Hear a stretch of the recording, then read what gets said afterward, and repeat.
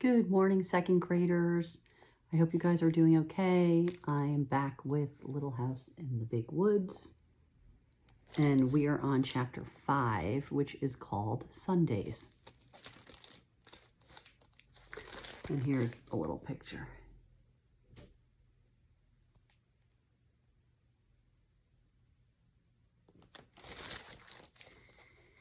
Now the winter seemed long. Laura and Mary began to be tired of staying always in the house, especially on Sundays when time went so slowly.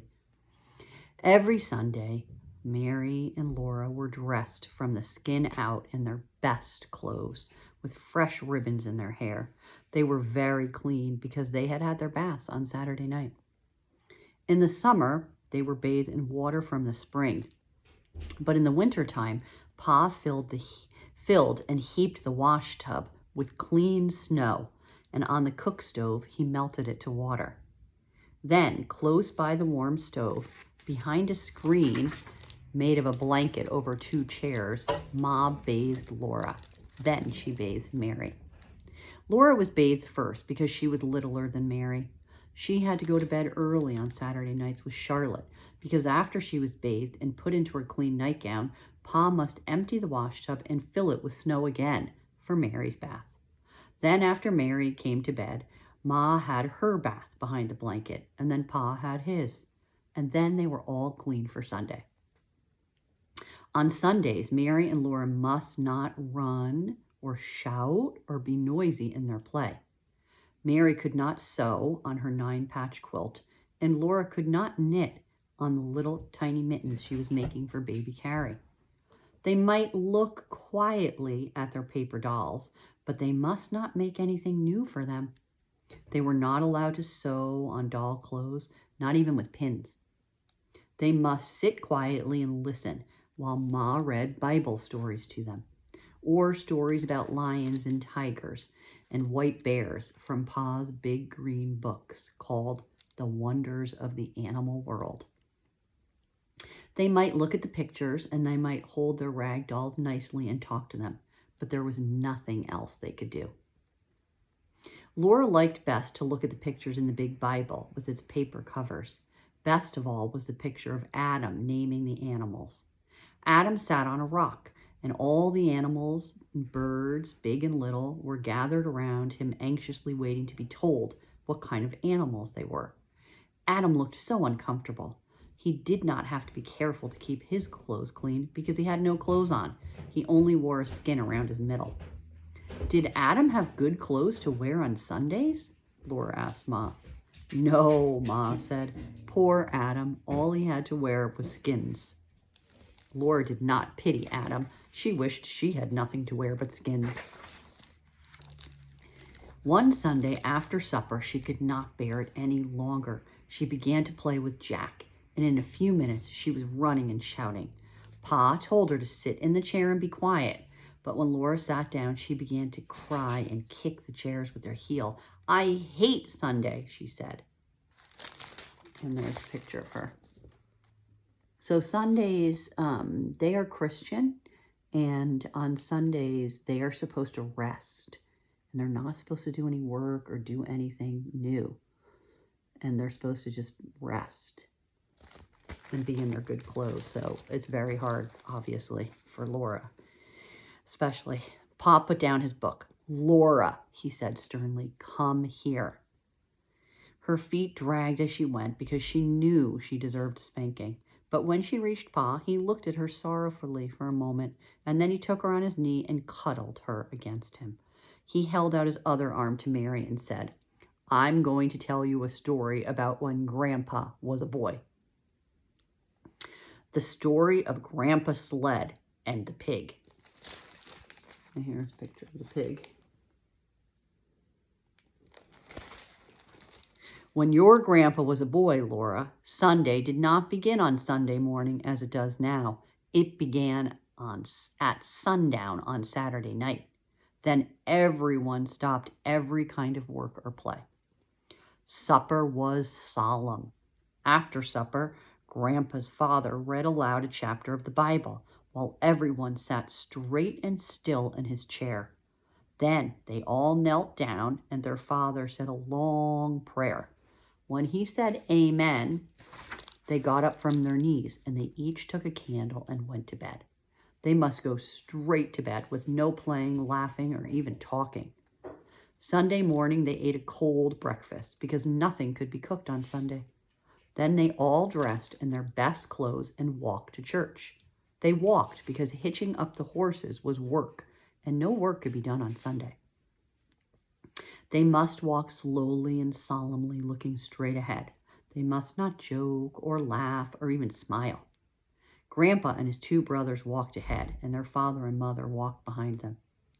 In church, Grandpa and his brothers must sit perfectly still for 2 long hours and listen to the sermon. They dared not fidget on the hard bench. They dared not swing their feet. They dared not turn their heads to look at the windows or the walls or the ceilings of the church. They must sit perfectly motionless and never, for 1 instant, take their eyes off the preacher. When church was over, they walked slowly home. They might talk on the way, but they must not talk loudly, and they must never laugh or smile. At home, they ate a cold dinner, which had been cooked the day before. Then, all the long afternoon, they must sit in a row on a bench and study their catechism until at last the sun went down and Sunday was over. Catechisms are lessons about religion. Now, Grandpa's home was about halfway down the side of a very steep hill. The road went from the top of the hill to the bottom, right past their front door. And in the winter, it was the best place for sliding downhill that you could possibly imagine. One week, Grandpa and his 2 brothers, James and George, were making a new sled. They worked on it every minute of their playtime. It was the best sled they had ever made, and it was so long that all 3 of them could sit on it, one behind the other. They planned to finish it in time to slide down Saturday afternoon. For every Saturday afternoon, they had 2 or 3 hours to play. And here's a picture of the sled they're making. It's handmade, which is amazing. So it's going to be kind of long like a toboggan.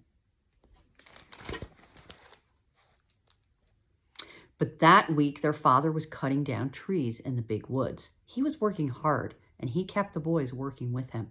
They did all the morning chores by lantern light and were hard at work in the woods when the sun came up. They worked till dark, and then there were the chores to do. And after supper, they had to go to bed, so they could not get up early in the morning. They had no time to work on the sled until Saturday afternoon. They worked at it just as fast as they could, but they didn't get it finished until the sun went down on Saturday night.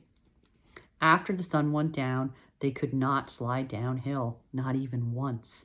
That would be breaking the rules of the Sabbath, which is the rules of Sunday, which is you're not supposed to work or play, you're supposed to just rest. So they put the sled in and pray. So they put the sled in the shed behind the house to wait until Sunday was over. All the 2 long hours in church the next day, while they kept their feet still and their eyes on the preacher, they were thinking about their sled. At home, while they ate dinner, they could think of nothing else.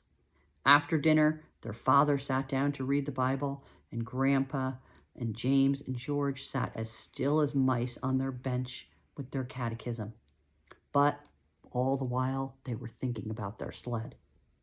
The sun shone brightly, and the snow was smooth and glittering on the road.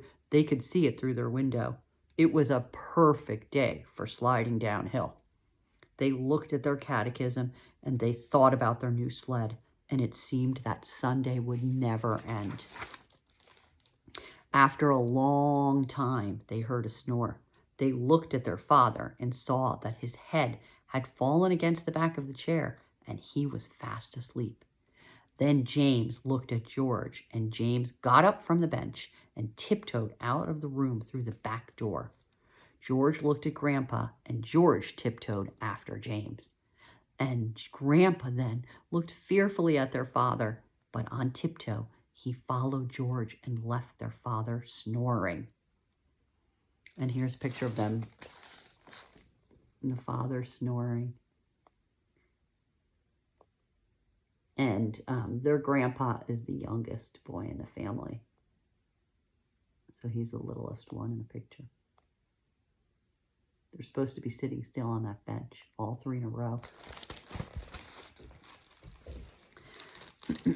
They took their new sled and went quietly up to the top of the hill. They meant to slide down just once. Then they would put the sled away and slip back to their bench and their catechism before their father even woke up. James sat in the front of the sled, then George, and then Grandpa sat in the back because he was the littlest.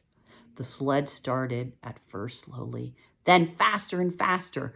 It was running, flying down the long, steep hill, but the boys dared not shout. They must slide silently past their house without waking up their father. There was no sound except the little whirl of the runners on the snow and the wind rushing past them. Then, just as the sled was swooping toward the house, a big black pig stepped out of the woods. He walked into the middle of the road and stood there. The sled was going so fast it couldn't be stopped. There was no time to turn it. The sled went right under the hog and picked him up. With a squeal, that pig sat on James, and he kept on squealing long and loudly. Shoo-yee, shoo-yee, the pig screamed. And there's a picture of them.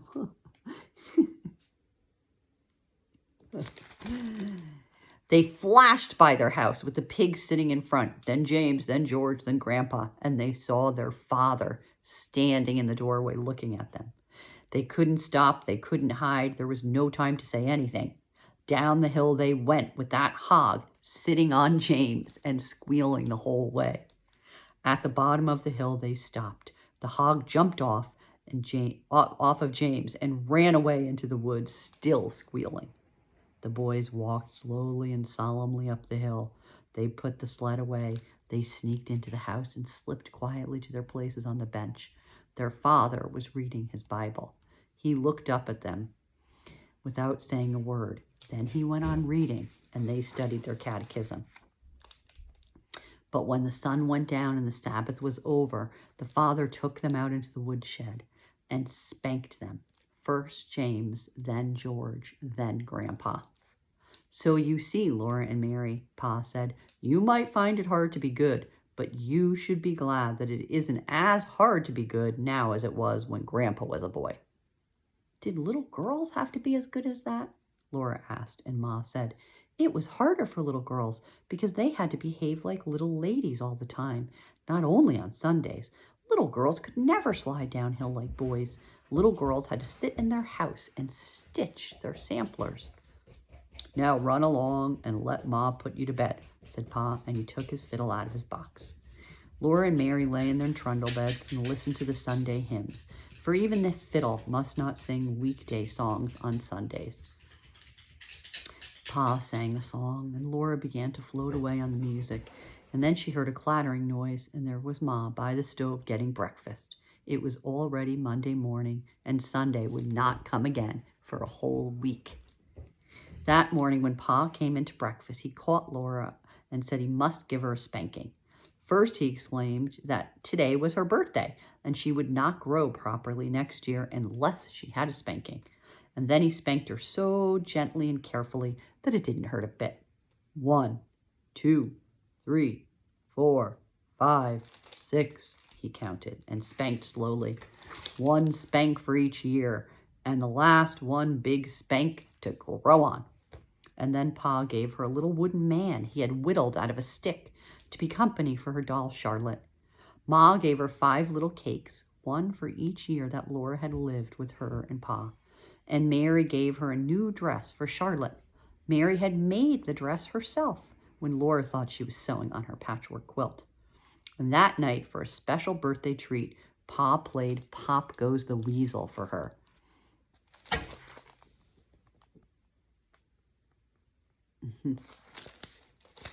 He sat with Laura and Mary close upon his knee while he played.